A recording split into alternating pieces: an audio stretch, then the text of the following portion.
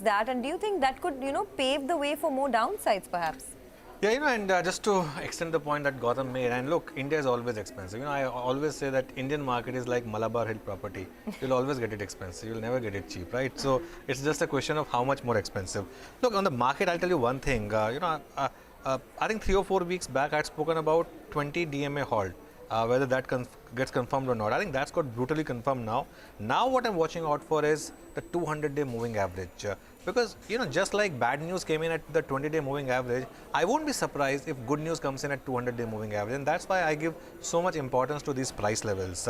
Now, what are those levels to watch out for? On the Nifty, we are now just 1.5% away, actually maybe slightly more, because in the last hour there was a bit of a bounce which I may not have captured in my graphics. But let's say 2% away from the 200-day moving average. The Bank Nifty is 3.7% away from the 200-day moving average.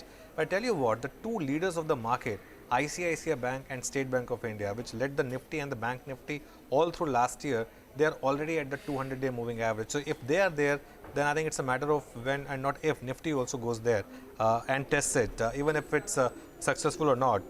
Now, there are some indices which I'm looking at in terms of the 200-day moving average cushion. The mid-cap index, by the way, is already at 200-day moving average. We discussed Bank Nifty is about 3.7% of 200-day moving average. Nifty IT is still about 2% above 200-day moving average.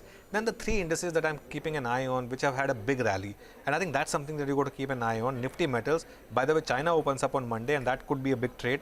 7.5% of its 200-day moving average.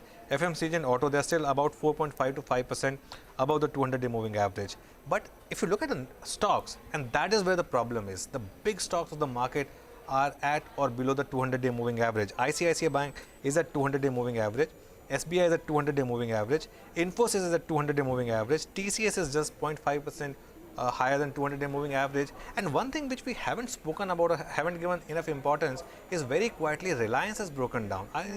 Actually that's one thing which has really impacted the market sentiment. Reliance is 9% below its 200-day moving average. So going forward, I'm keeping an eye on three stocks: Reliance, ICICI Bank and SBI, because they need to bounce.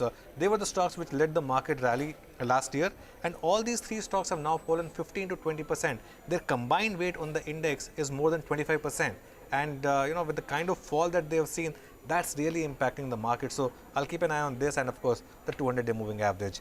But the big talking point was the Adani Group stocks, where there was quite a bit of selling pressure for 2 days in a row. And Nimesh is going to tell us what exactly happened over there. Nimesh?